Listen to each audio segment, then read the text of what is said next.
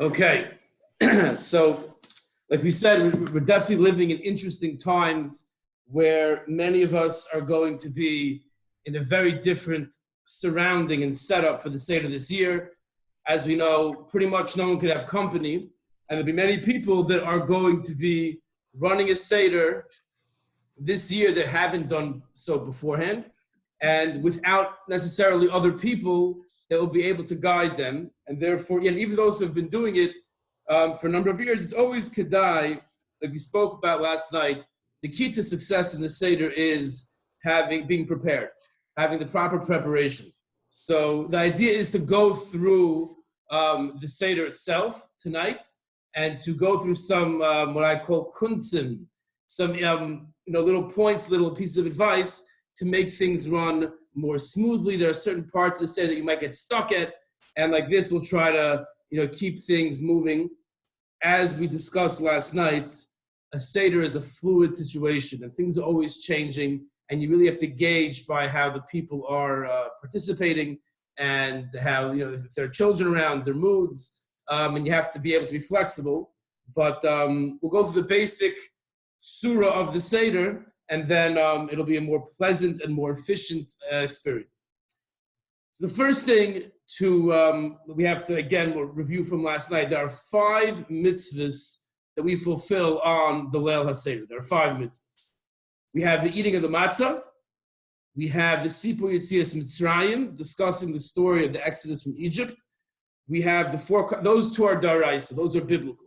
Then we have the 4 cups of wine, which is a rabbinic mitzvah derabanan. The maror, which during the times of the Beis Hamikdash, when we had the Korban Pesach, that was daraisa, but today it's derabanan. And the recitation of Hallel that we say at 2 points in the Haggadah, the Magid, and then at the end by Hallel. The end of Magid, and then at the end after Baruch, after Tzofim, after Baruch, we say another Hallel. Now, part of the challenge is how much matzah do I have to eat? And you have a Bala Seder sitting there with his 3 matzahs, and that's not going to be enough for everyone. Usually there are more than 2 or 3 people at a Seder, and it's not going to be enough for everyone to get a kazayas amount, the requisite amount from the Bala Seder, the person running the Seder, and therefore you have to have other matzahs, and it gets confusing in how much, and you're hinting to people how much that's too much, that's too little. So a nice eight which I do is, there are a number of different amounts based on stringencies and the letter of the law, and then certain leniencies for people who can't have a lot of matzah. And what I do is, and we'll go through them in a second, what I do is, I take each person who will be in my Seder, I take a Ziploc bag, I put in a kazayas for the moitzi matzah, I put in a kazayas for the afikoymin, and a kazayas for the koyrich, and the shiurim will change depending on which matzah they're eating, which part of the Seder, and I put into a Ziploc bag, and I say, this is your kazayas for the moitzi matzah, for the first eating of the matzah. And then when we make the bracha, as we get to soon, you heat out the matzahs, each one takes a piece of the main matzahs that are on the Seder plate, on the kaira, and then they add it to their little Ziploc bag of matzah. So like this, everyone is guaranteed. Some people are scared they're not eating enough. They'll have this massive shear, this massive amount of matzah, they're so full, they can't perform the rest of the Seder. Other people, they have a little bit less. And if you're missing from the kazayas, then one does not fulfill the mitzvah da'araisa, the biblical once a year mitzvah of eating matzah. So like this, the kids happen to enjoy having bags with their names on it, and it just makes things run efficiently. You put the shear, the matzah, in the bag, and like this, this is the amount. I don't have to eat more. I'm guaranteed I'm not going to eat less than the shear, and everything runs smoothly. So I put down 5 different levels. It's really 2 different levels, but I put down 5 different levels of the shiur, how much matzah one has at the level Seder. So the super duper big shear that you fulfill every single opinion with is 45 grams. Now the shiurim really is in volume, but we can't measure volume. It's much harder. So we kind of convert it to weight based on the food that we're discussing, and we come up with a weight in grams. So it's around a half a matzah, half a hand matzah, maybe a little more. This is the super duper. If you have this for moitzi matzah, you're guaranteed according to every single opinion, you fulfill the mitzvah. It's a very big chumrah. Another super shear, like in the shtibel, we have a mega deluxe kiddush, mega deluxe plus. This is a mega deluxe plus shear of matzah. The mega deluxe, it's a big chumrah, not as big as this, is 30 grams. That's going to be 2/3 of this, probably like that. Break it down like that. 2/3 of this is the next very machmir shear. That's all like mamish, lifnim, mishura sadin, big chumras. There are two basic shiurim. There's the chumrah and there's the ikar adin. The basic chumrah, which is the chazonish, is this much matzah.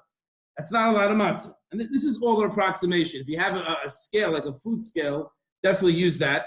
And this is going to be 25 grams. This is 25 grams. Right? This is 45, the super duper mega deluxe plus shear. This is 25 grams. This is a chumrah. This is the chazanish, a chumrah. And this, I would suggest, if one can, this is what one should have for that first kazayas that they eat at Moitzi Matzah. We're going to go through all the steps of the Seder. That first kazayas, I would recommend having this amount if one can. If one can't, then we have the 15-gram shear. This is me'ikar hadin. It might be a little bit more than this. Let's make it like that, just to make sure. The ikar hadin shear is this. This is 15 grams. And if one, an older person, or one is, has a very hard time with the matzah, one could ever rely on 9 grams. That's going to be probably around that. This is the smallest shear. So this together would be the ikar adin shear. This is all an approximation. How do you define ikar adin? Ikar adin means this shear is the letter of the law, right? Meaning every Jew should try to have this amount of matzah for the first kazayas on Moitzi Matzah. This amount is what the letter of the law. If one eats this, they fulfill the mitzvah without any question. This is what's called me'ikar hadin. If a person has stomach problems, a person can, if they eat the matzah, an older person is having a hard time, or I've had the Seder, very, irreligious people, not yet from people, who I don't want to make it hard for them. So this is the minimum, the smallest shear that one can have, and still fulfill the mitzvah. It's relying on on two leniencies, but it's better. It's much better than nothing, according to the Rambam, according to Reb Chaim Noah. Right? This is a kazayas. You can be yotze with that. But if you want to go through Chaim Noah, what he holds is me'ikar adin. So this is the amount. And it's all better. Just to give you an idea of around this much matzah together. Those are the shiurim. Now the first. Let me just clean up over here. The first, I'll sweep that later. The first kazayas that we have at the Seder, that is Doraisa. So that's the most machmir. So that's if one wants to go for the 30-gram one, I think, this is a 25 gram, you can go for it for that one. The rest of the matzah we have at the Seder, and again, we're going to go through all this tonight in this year. We're going to go through all Kadesh to Nirtza, the entire Seder, and I'll speak it out as we go. But just to look at it, on a bird's eye view, the first kazayas you have is deraisa. That's where if one can do this, if one can't do this, and that's what we should aim for, right? This. For the subsequent eatings of matzah, which is, we'll see, it's the matzah sandwich. That's called koirich. And then the afikoyim at the end, one can have a smaller shear. And we'll speak to that as we go. But again, what I'm trying to bring out, and the advice that I myself use is, portion it out before Pesach, on Erev Pesach, whenever your house is Pesach dik, or you go into a place where you have control and there's no chametz there, get the Ziploc bags and mark it. This is it's essential when you have a big Seder and you have 15, you have 20 people, and you don't want to start, and people don't know how much to have. And while you're eating, you have to start pointing, that's enough, this is big enough. And you're trying to eat the matzah yourself, and you have to try to tell them how much they should have, how little they should have. Like this, it's all done and sealed, delivered. And even if you lose the bag, they have a reference point. They know how much the other matzah was, and it makes it a little bit easier. So that's point number one when it comes to the matzah. The other thing to prepare in advance is the wine. We're drinking 4 cups of wine, right? And often it's going to be on an empty stomach, and it's often after a whole day of running around like a chicken without a head, although this year it might be a little less running around. But it's a day of getting things ready and putting things in place. And a person could be tired. A person could be slightly dehydrated. It happened to me one year. We'll discuss that when we get to the actual preparations for the Seder. So you don't want to have to drink more wine than your system can handle. Now, ideally, we have wine.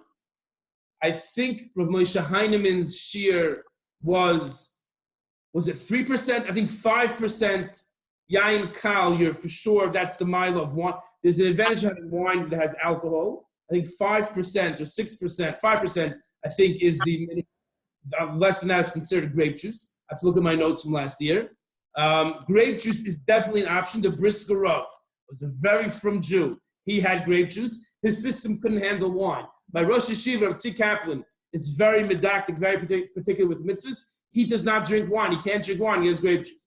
Grape juice is definitely an option. It's ideal to have wine. Now, how much wine does one have to have? Right? It's definitely better to have a smaller shear of wine than a larger shear of grape juice. This is a Kiddush cup, a becher. And this is a becher. Right? These Kiddush cups, these bechers, are more than double the shear that's me'ikar hadin, the letter of the law, amount of wine you have to drink. Now, ideally, you should drink the entire cup. If you can't drink the entire cup, drink the majority of the cup. If you can't drink the majority of the cup, drink a revius, which we'll define in a second what a revius is. If you can't drink a revius, drink roiv revius, the majority of a revius. But ideally, you want to drink the entire cup. So you want to get your cup as close to revius as possible. What is a revius? So here we have three amounts. The Mega Deluxe Plus, the super sheer revius, is 5 fluid ounces. The Rav Moshe Feinstein stringent opinion is 4.4 fluid ounces. The Ikar Hadin, the letter of the law, that I would suggest drinking this of wine over grape juice is 2.9 fluid ounces. Now, just to get an idea, so this, which is I think a standard, standard Kiddush cups, they're 8 ounces. They hold, if you fill to the top, 8 ounces of wine. What? Okay. This is the Shtibel Mayim Achronim. Right? This is a little more than 4.5. This is around 5. So the Shtibel's Mayim Achronim is bigger than Rav Moshe Feinstein's stringent opinion. Is over 4. So any Kiddush cup you have is going to be way, way over the most stringent opinion. This classic 7-ounce plastic cup, right? If you want to get the Ikar Hadin shear, I think this is a standard cup. So there are like 3 lines here and 3 lines here. I don't know if you can see it. I see those 3 lines there. The shear is right in the middle. The Ikar Hadin shear is right in the middle of those lines. To give you another reference point, you see I did my research. This glass shot cup is 2 ounces. In the Ikar Hadin, it's this shot cup and a half. 1.5 of these is your Ikar Hadin shear. You're going to be hard pressed to find, I've tried, you can get like a bigger shot glass. In reality, they have like shot glasses that are twice the size of this. And even that is bigger than the Ikar Hadin shear. But what you're looking for is 1.5 of these. That's the Ikar Hadin. So if you can, something like this would be perfect. This is pretty much what Moshe Feinstein's Machmir shear. You're going to be hard pressed to find a Kiddush cup that size. But if you go online, you go around, you try to find, you put in 4.5 fluid ounces, 5 fluid ounces, 3. If you get 3 fluid ounces, that's Ikar Hadin. So that's again, because you want to drink the entire cup ideally. So therefore, you want to try to get a cup that is as small as possible, but is the requisite shear. It's close to 3 ounces. Again, 3, 4.5, and 5. Those are the shiurim. These are things to be aware of days before the Seder, because you want to be able to order it if you can and get it in time. Okay, so that is the matzah, and that is the morer, just to get us ready to approach the Seder. We have a clarity how much we have to eat. We have a clarity how much we have to drink. I'm prepared. I'm trying to maximize my experience. I don't want to get drunk. My family makes fun of me. I get more drunk at the Pesach Seder than I get on Purim. So you want to, try to minimize any muddling of the mind on the Leil HaSeder. Okay, now we come to the Erev Pesach. We're talking about Wednesday, April 8th. How do I get myself ready for the Seder? Then again, everything should go fine. Now, one of the most important things, in life, this is true, is rest. Rest is extremely important. It was one year, it was like 3-4 years ago, where I was just running around with a chicken that I had Erev Pesach. I was trying to get everything done as soon as possible. I wanted to have, by like 2 p.m., everything is ready. And I pushed myself too hard. It must have been hot outside. I didn't drink enough. And I got sick. I think I was just dehydrated, but my mom was sick. And I was throwing up. And I basically missed the entire Seder. I was in my room, nauseous, sick. The entire Seder. I got out of bed maybe a half hour before midnight, before Chatzos, halachic midnight. And I quickly rushed through. I got my 4 cups of grape juice that year. And I did the market very quickly. And I had my matzah. I went back to bed. It was disastrous. And that was because I didn't prepare myself properly on that day. I exerted myself too much. So it's very important to stay hydrated on Erev Pesach. It's very important to be rested. Often we won't eat because we're too busy running around. Have breakfast, have a decent lunch. You have to eat early. You can't eat late, and you're very restricted what you can eat. You can't have chametz, you can't have matzah, but find something that you can have and make sure, and if you can, have a nap. That's always the best, but that's not always possible. Okay, so that's number one. Try to come rested to the Seder. That being said, Moshe Weinberger, the big Rav of Eish Kodesh in Woodmere, New York, so he is very anti-Pesach getaways. He's not a fan of Pesach getaways.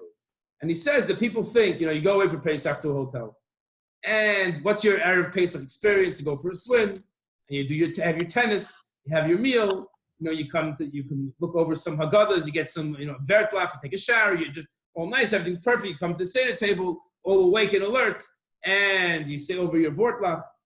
Then you have this other Yid who stayed home, like I did a few years ago.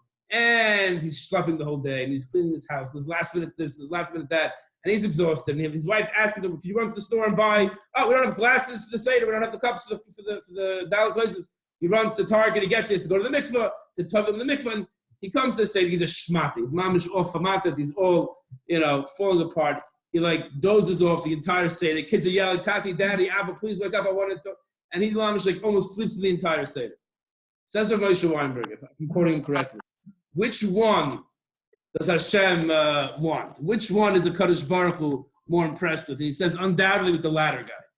The latter one, the one who, what a Yid is supposed to do is, he's supposed to work hard Erev Pesach, leading up to Pesach. I think Baron Rothschild had an idea to have a Pesach house. What about a Pesach house? He asked, I think it was Reb Chaim Oizer, who was the big Pesach, the big Gadol Hador in Europe before the war. And he told him, don't have a Pesach house. Pesach is getting ready for the Yom Tov. Cleaning your house for Pesach. Getting rid of the chametz. That's all part of the experience. So even if our plan doesn't work out, Erev Pesach, to get ready in that proper way, don't worry about it. You're still doing the right thing. Ideally, we want to have the table set properly already because we want to begin the Seder ASAP. Seder begins, you cannot make Kiddush before before nighttime. It's around 8:20 p.m. in Hollywood, Florida, on April 8th, this first night Pesach this year, Bez Hashem. So you want to have everything set and ready. Usually you're going to shul, and you're coming home from shul, and you don't want to dray around. You don't want things to schlep. You want to get ready right away. So make sure the table is set before you leave to shul. Ideally try. There's no shul, unfortunately. It doesn't look like it's going to be this Pesach, but set up the table earlier in the day with, where you're going to be sitting. Have your kiddush cup there. Have your matzahs ready. Have your pillow for reclining. We'll discuss soon the obligation of heseba, of reclining. You have to have your chair ready for the reclining. Make sure you have a comfortable pillow, a comfortable place to recline. There's enough room at the table. Try to sit at the table earlier than later. Again, just a practical piece of advice. We don't put out the dinner plate at the Seder until after all the action, until ready to have the meal, because we have a small little plate where we put the becher on, and we have another small little plate for the karpas, but there's no point in putting out the big dinner plate at the beginning of the Seder when there's potatoes and there's salt water and there's charoises and there's matzah and there's maror. It's going to get all dirty. We just have smaller, kind of like dessert plates that we have in the beginning, and then we bring out the big plates for Shulchan Aruch when we're ready to start our meal. Kittel. Make sure you have your kittel, as every year a mourner, different opinions if a mourner has a kittel, but we wear a kittel either because it's a garment of angels and we're like the angels, free men on the Leil HaSeder, or it's like the shrouds, the death shrouds, the one is buried in, and we don't want to have excessive lightheadedness, so it kind of reminds us of where we're all headed, so it calms us down.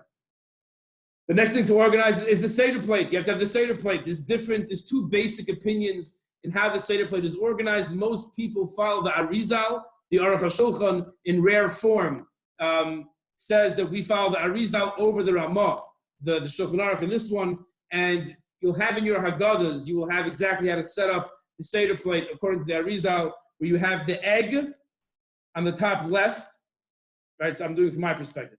The egg on the top left, the shank bone on the top right, the maror in the middle, karpas bottom left, the charoisis, which we'll get to soon, on the bottom right, and the chazeres, which is the maror for koirech.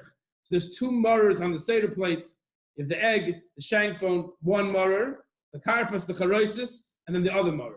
That's what most Yidden do. The Ramah has another calculation, but it's all in the Haggadahs. In the Haggadah, you will see they'll have a picture of the Seder plate.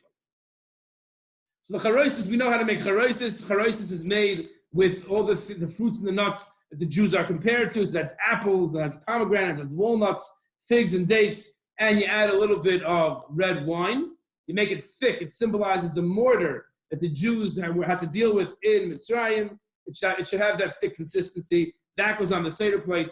When it comes to karpas, there are different opinions. I think, in my experience, a potato is the most common form of karpas. My father-in-law, Zichron Levracha, his minhag to his family, his custom was a cucumber. Okay, a cucumber. That's as long as the bracha is Bayrei Priya Adama, you could use it. That's the main requirement for karpas is the Bayrei Priya Adama. Some say parsley is the best. Again, my minhag is potatoes. My wife is cucumbers. For Shalom Bayis, you put both. We have both. There's no issue having both. We have both. Cucumbers and potatoes. Okay, so that's the preparation for the Seder. Now we're ready to begin the actual Seder itself. So you come home, hopefully from shul, if not from your living room, from sitting down and davening and standing and davening, and you come to the Seder. So there are a number of steps that we follow in the Seder. The first one, and we're going after each one in order, Be'ez Hashem. So Kadesh, the first part of the Seder is Kadesh, which essentially is Kiddush, right? So we're making Kiddush. This is two mitzvahs. Number one, I'm saying Kiddush on Yom Tov, like we do on Sukkot, like we do on Shavuos and Rosh Hashanah and Shabbos. There's a mitzvah to make Kiddush. It's also the first of the 4 cups of wine. So Kadesh, the first part of the Seder, just to know, I'm fulfilling, and one should have this in mind and announce it for everyone at the table. Everyone should have in mind, we're fulfilling 2 mitzvahs. When we drink this cup of wine, we're fulfilling the mitzvah of Kiddush and the first of the 4 cups of wine. Everybody has a cup of wine, even though normally the leader of the house is the one with the cup of wine, the becher that makes Kiddush. But since it's the first of the 4 cups of wine, everybody has to have a cup in front of them. Different customs. Does everyone say it together? I think in most places everyone says it together, or you can hear it from the Balabayas and have intention to be yotze with him, answer amen and drink your cup of wine. I think every place I've been to, everyone says it at least in an undertone with the one who's leading the Seder. As a general rule, for all the 4 cups of wine, you should have someone else pour it for you. Ideally, if that's not possible, not a big deal. But again, this shows that we're free men. A free man, the king, doesn't pour his own wine, the king. Someone else pours it for him. Here also, someone else should pour the wine for you, and then you can pour it for someone else. Okay, reclining, heseba, one has to be careful. The 4 cups of wine during the drinking of the 4 cups of wine, you have to recline. Reclining means you lean to the left. You lean to the left and you drink. Sometimes you spill. Hopefully you don't spill. That's reclining. It has to be to the left. Even if you're a lefty, it's very challenging. And we feel for you. But Lamaisa, you still have to lean to the left. If you did not lean to the left and you drank the wine, so the first cup, you don't have to drink again.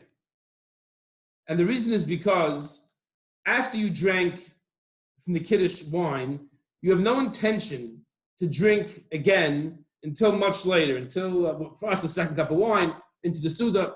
So if I were to drink wine again, now, I have to make a new bracha. Bar Priyagafa. If I make a new bracha, it looks like I'm adding on to the cups of wine. If I make a new bracha now, I drank my first cup Kiddush. I forgot to recline.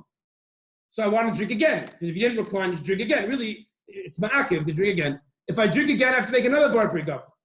That means I'm going to end up making 5 Boirei Priyagafens. Hold on a second. The mitzvah is 4 cups of wine. It looks like I'm adding on to the mitzvah. It's a prohibition against adding on to mitzvahs. So therefore, if you did not recline during the first cup, you do not drink again. Here's the kunst though. Unless you had intention that you might drink more after you drink this cup of wine. I'm making Kiddush. I'm making Bar Priyagafen. If I have in mind that, you know what, we might drink more wine. So then if I want to drink again, I don't have to make a bracha. So what I do in my Seder is I say, people, you have to have 3 things in mind. We're about to make Kiddush. 3 things in mind. Number 1, we're fulfilling the mitzvah of Kiddush on Yom Tov. Number 2, we're fulfilling the first of 4 cups of wine of that mitzvah. Number 3, have in mind that if you want to, you'll drink more.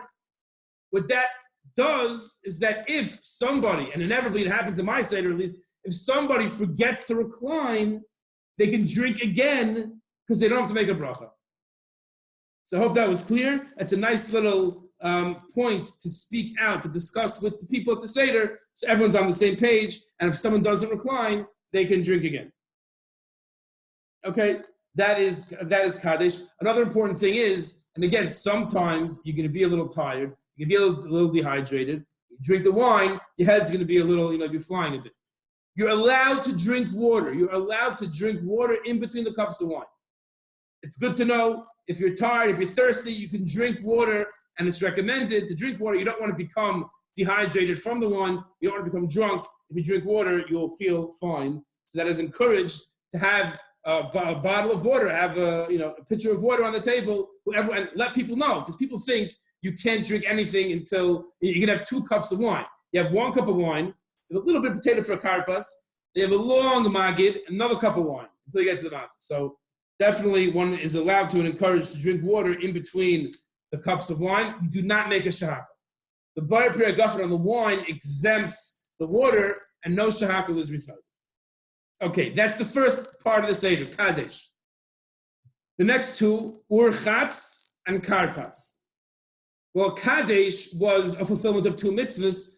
Urchatz and Karpas, the next 2, are primarily to get the children to ask questions.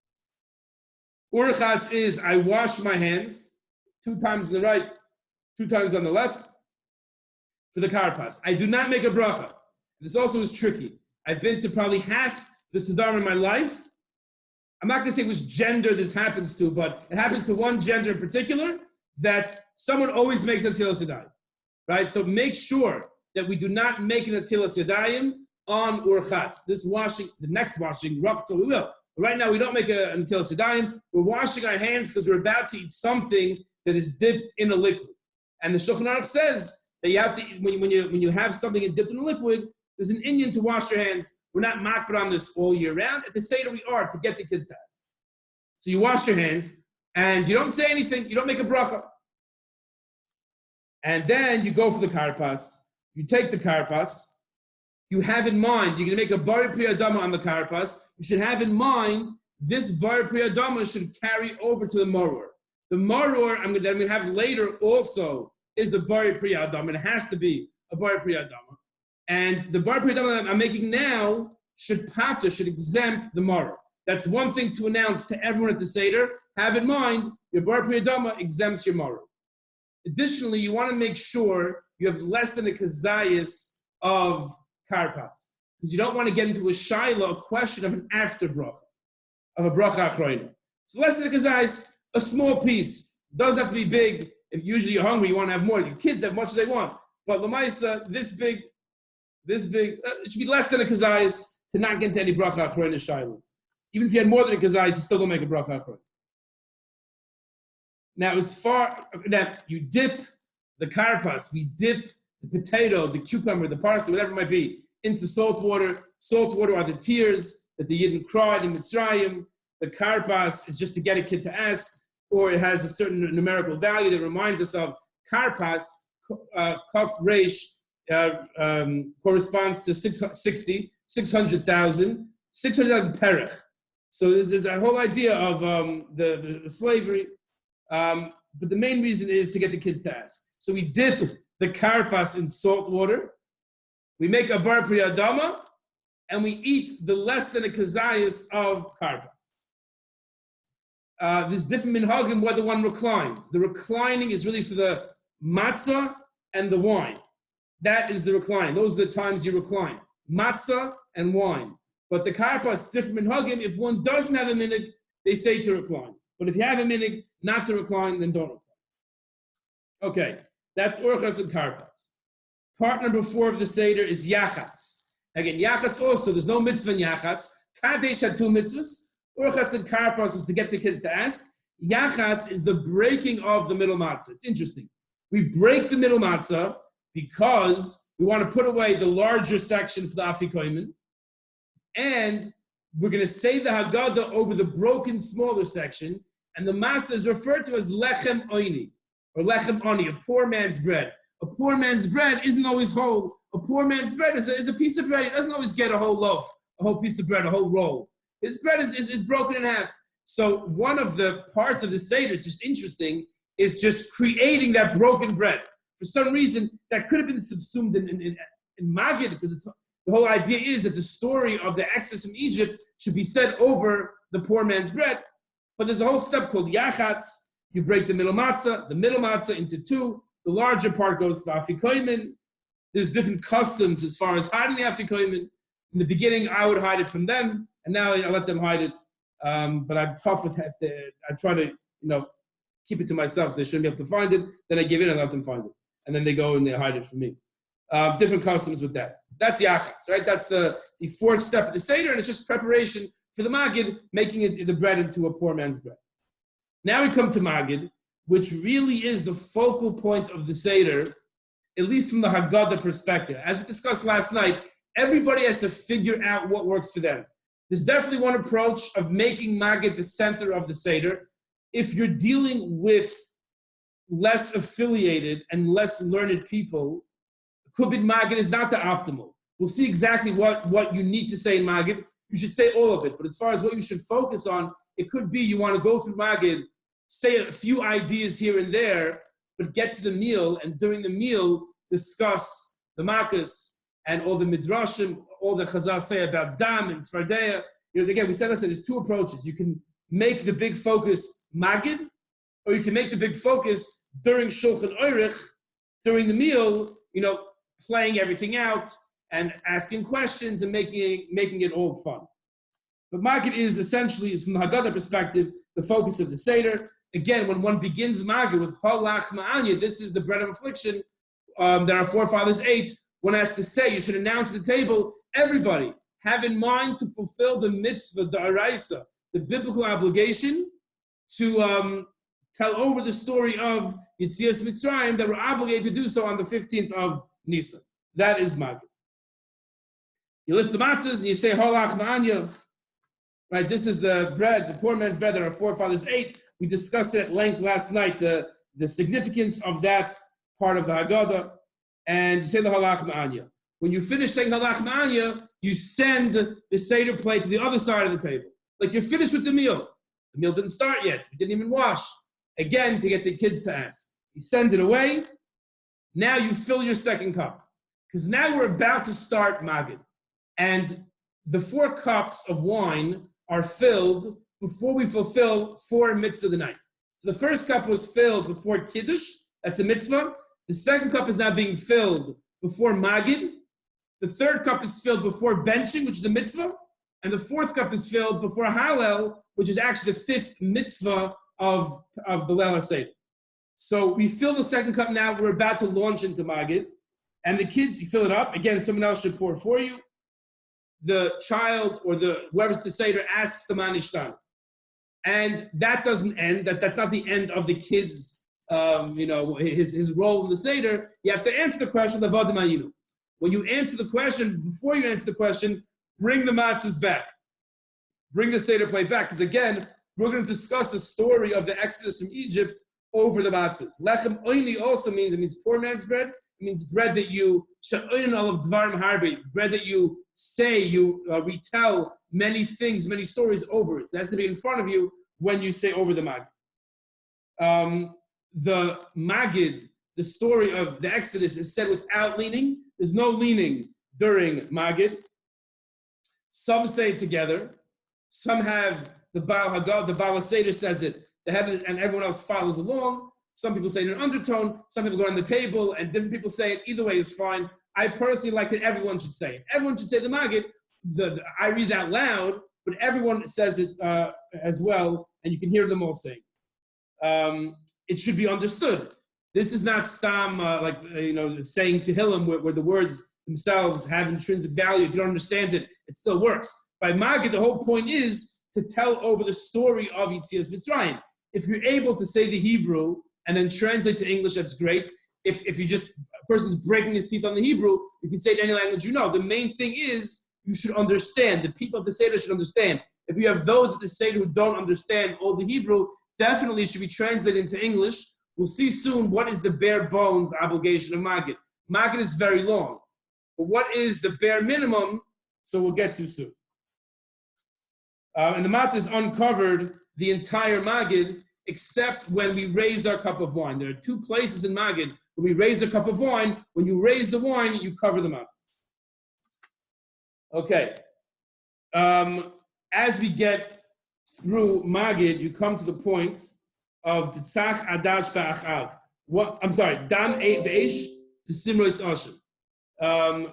When we start getting to the miracles that happened in Mitzrayim, so Dam Ve'esh V'simrois Oshem, there's a custom to either dip your finger, your pinky, or your index finger, right? Index finger, into the wine, and Dam Ve'esh V'simrois Oshem, you do that. Others will just pour it out of the cup a little bit. If they don't want to put their finger in the wine, it's understandable, they pour it out. My minhag is they put the pinky in. The idea of the finger is the Chartumim, Paro's sorcerers, magicians said, Etz Be'elokimni, by Makas Kinim, by the third Makkah, Etz Be'elokimni, it's Hashem's hand. So that's what we do as a remembrance of that. And then we do it also by Dam, Svardeya, Kinim, we go through all 10 Makkahs. Either you spill out a little bit or you put your finger in, all 10 Makkahs. Then Rabbi Yehuda gave a simon to them, the Tzach, Adash, Ba'achav, 3 more at the end. Give 3, 10, 3, 16 times. You're either spilling out or you're putting your finger in, and then you should fill up the cup of wine afterwards. Some is spilled out onto the plate, onto the napkin. Make sure you fill up the cup of wine before you continue. That is that part of Magid. So the bare minimum of the Sipur Yetzias Mitzrayim of Magid takes place at the end after Dayenu. At the end of the Magid, it says, Rabban Gamliel Hoya Omer. Rabban Gamliel would say, Kol Shloi Omer Shloishet Varm Elu, whoever did not say the following 3 things, on Pesach, Lo Yotze Yedei Chavasa. He did not fulfill his obligation. Pesach Matzah Maror, you'll see in your Haggadahs, that's the basic obligation. Women are also obligated in the Sipur Yetzias Mitzrayim. You must make sure they're at the table at least for this part of the Haggadah. And that's the mamash at the end of the Magid. Then we get into a little mini Hallel. There's somewhat of a Hallel that takes place at the end of Magid, because after we recount the Chesed from Hashem, took us out of Mitzrayim, so then we have to thank Him for it. So we say Hallel. And then we have the bracha at the end, Asher Ga'alanu, that Hashem redeemed us, Gal Yisrael, and then we make the Bar Priya Gafen. And that is our second cup of wine. Okay, so that's like the first section of the Haggadah, right? We had our Kadesh, Orachatz Karpas, our Yachatz, we broke the Matzah Magid, we just fulfilled this telling over the story of Yetzias Mitzrayim. Now we get to the other mitzvahs halayla. Right? We fulfilled the magid, and now we're waiting for the matzah. So rachza, you wash your hands like you do every Shabbos. You wash your hands, 2 on the right, 2 on the left. Some do 3 and 3. You wash your hands and you say al natilas yadayim. This is my washing my hands for my seuda for the matzah. Moitzi matzah is the next step after rachza, and there, so the Baal Seder, the one who's running it, picks up all 3 matzahs. Picks up all 3 matzahs, and he says hamoitzi lechem min haaretz on all 3 matzahs, and then he drops the bottom matzah and says ala chilas matzah. That goes on the bottom matzah. That goes on the top matzah and the middle matzah. There's reasons for why that is. That's what we do. The hamoitzi lechem min haaretz is on the all 3, and then you drop the bottom one and say the ala chilas matzah, the bracha on the matzahs. Now, when you're eating the matzahs, so you should lean. You have to lean. The leaning is ma'akiv in eating the matzahs. And if one did not recline when he ate the matzahs, he has to eat it again. So again, the way it looks like this. I got my 3 matzahs. Hamoitzi lechem min haaretz. I drop the bottom matzah. I say, Asher k'shem ala chilas matzah. I take from the top matzah and from the middle matzah a kazayis from each. The Baal Seder takes a kazayis from each, and he eats it.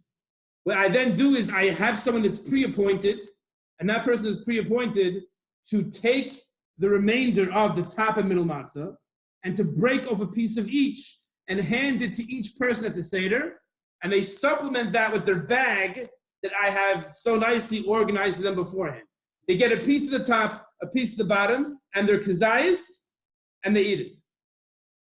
The one who has the actual matzahs in front of him should eat a kazayis from the top and a kazayis from the middle. But everybody else who's getting a piece of that eats just one kazayis. There's a reason for that, but not to get into it now. But the one who's eating the actual 2 matzahs that on the Seder plate, he eats the kazayis of each.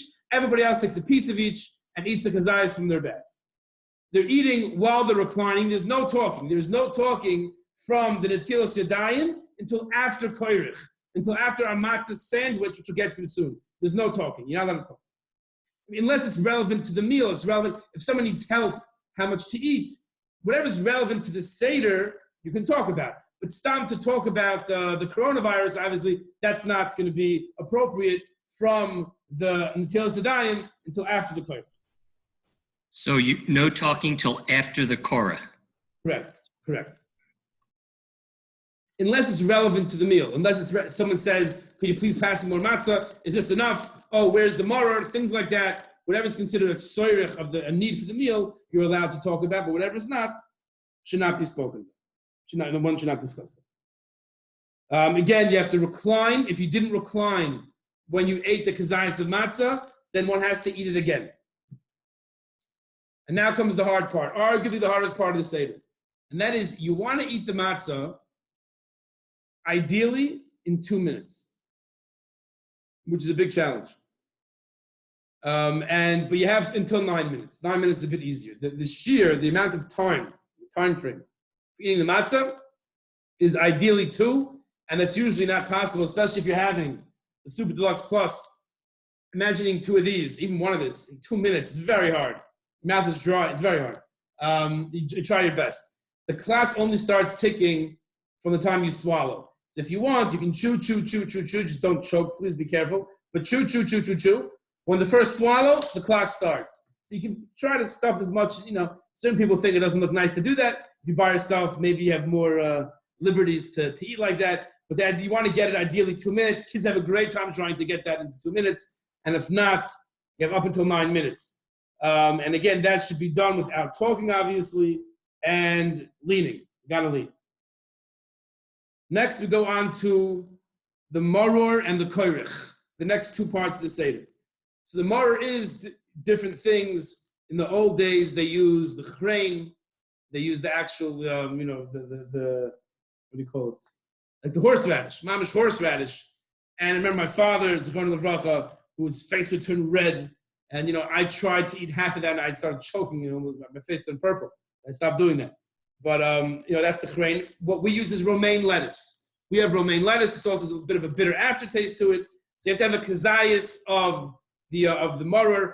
I think we're going to send out, at least online, you can download a sheet that will tell you how much romaine lettuce to have for the maror. And again, there are 2 shiurim here. We're not going to get into it now because the time is short, but we'll send out, as Hashem, something to show everyone how much maror to have. So you take your maror, you dip it in the charoisis, shake off any excess charoisis, and you make the bracha ala chilas maror. I'm not making a bar priyadama because I made that already on my karpas. I already announced to everybody to have in mind when having my potato, my parsley, my cucumber, that it's going also on the maror. So I'm not making a bracha on the maror, only the bracha of the mitzvah ala chilas maror. Asher kedishanu the mitzvah v'tzivanu ala chilas maror. That's what I make on the maror. There's no reclining for the maror. The reclining is showing you're a free man. The maror is an expression of the difficult slavery, the bitterness of the shibud. We're not going to recline for that. It's inappropriate. No reclining for the maror. If you did, you still yates the mitzvah, but one should not recline for the maror. That is maror. Koirich is a person now takes the bottom matzah, the whole matzah from the bottom that no one's touched yet. You take that, take a kazayis from that, you hand it to everyone else to take a piece of that matzah, and they fill it with the mashlim, supplement with their kazayis bag. And Hillel Hazaken was of the opinion that you have to have the matzah and maror together to be, with the Korban Pesach really, to be yoytz the mitzvahs. Yeah, you'd have the matzah and maror together. So Zeichel Mikdash Kehilel, so we have the koirich in order to fulfill Hillel Hazaken's opinion to have the matzah and maror together. And there is a statement, a proclamation that we say, Zeichel Mikdash Kehilel, Keinas Hillel did this when the Beis Hamikdash was Kayim. He would be koirich, he would together put the Pesach, matzah, maror. Some say you should not say this before you eat the koirich, like we said before. Not allowed to talk. And this proclamation has no real source. It kind of evolved. Therefore, the Be'er Halacha doesn't understand why we're saying this. So some say this after. Most people have the custom to say this before. But some, and what I do is I say it after. First I have my koirich sandwich. Now I'm free to talk. And I say Zeicher L'Mikdash Kehilel after my achilas maror, after my achilas koirich. That's what I do. That's maror and koirich. And that you should eat while reclining. That we do has say before, because it's a chilas matzah. According to Hillel Hazaken, that's the mitzvah of matzah. We recline when we're eating our koirich. If one did not recline, you don't have to do it again. By moitzi matzah, by that first kazayis, if I didn't recline, I must do it again. By koirich, you should recline. If you didn't recline, there's no need to eat that kazayis again. Now we conclude the second part of the Seder.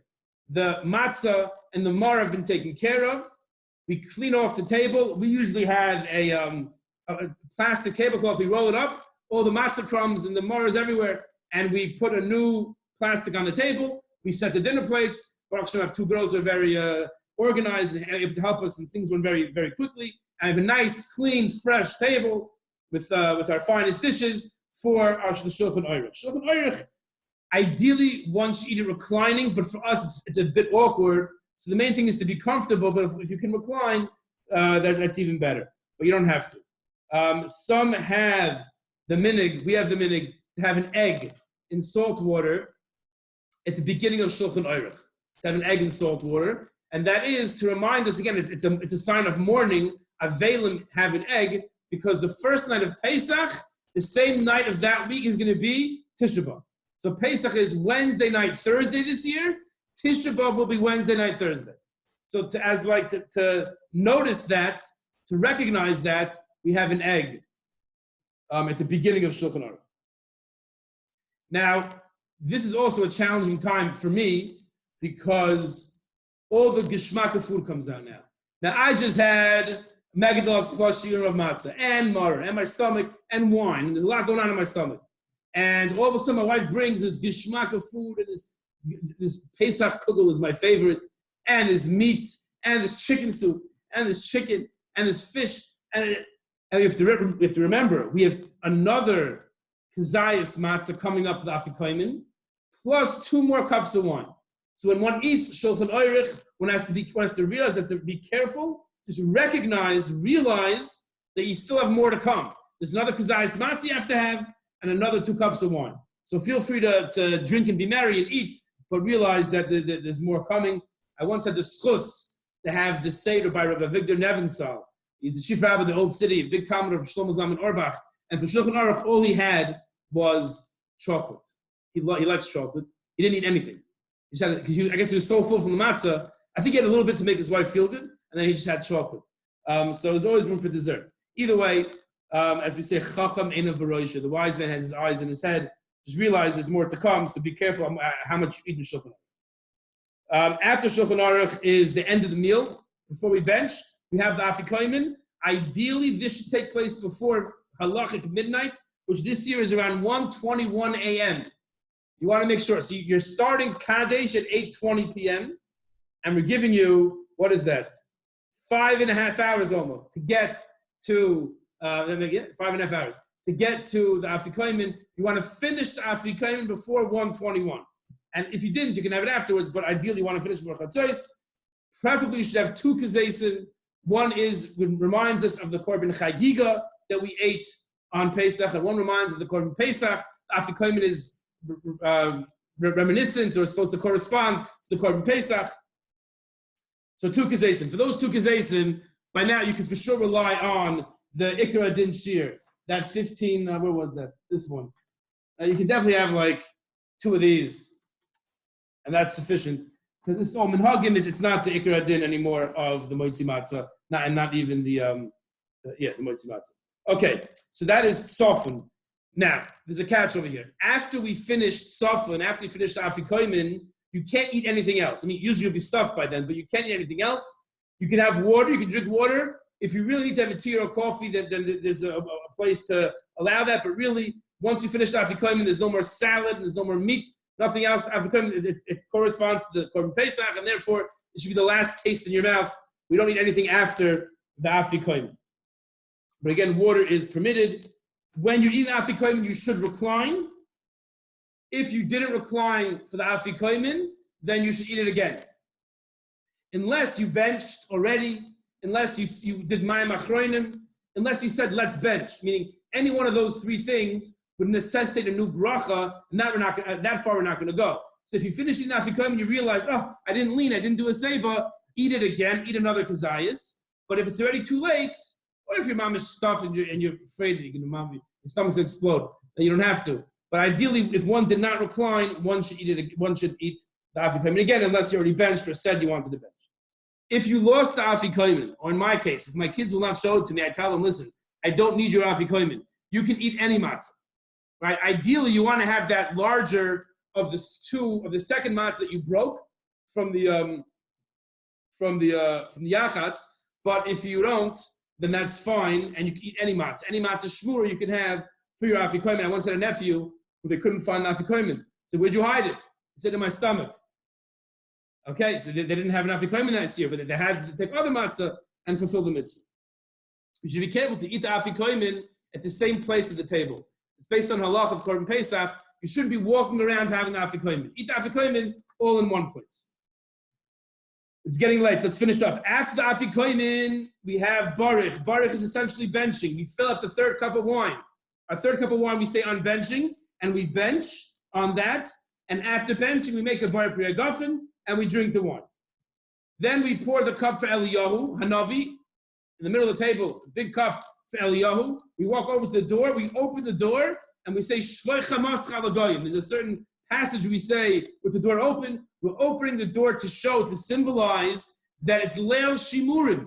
It's the night that HaKadosh Baruch Hu protects the Yidden more so than any other night. It's a special protection. We're not scared. We open the door, whatever time it is. You might hear noise coming from my house at whatever time it is. The kids yelling, Shvei Chamas Chalagoyim.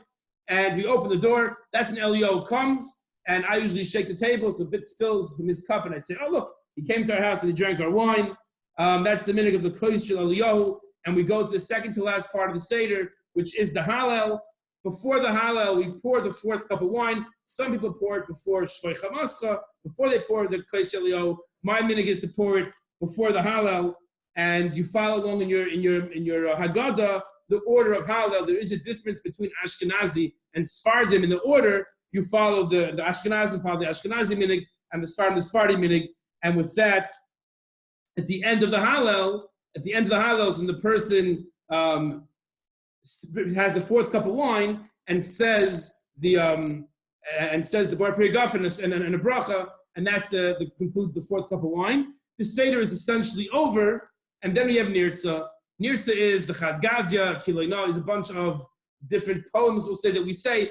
Part of the Seder, you should say it, but essentially the Seder has finished with Hallel, and Nirtza is the last of the order of the Seder, and it's fun, and the kids enjoy it, there's a lot of singing, and it's quite jovial. So that is, on one leg, al regel achas, the entire Seder, and just a few pieces of advice how to maximize the experience. We should all be zoiche to eat already this Pesach, the Korban Pesach, in Yerushalayim together. If not, we should have successful Sedarim in our homes. And Be'ez Hashem, if not this year, then next year for sure, all be in Yerushalayim. Amen.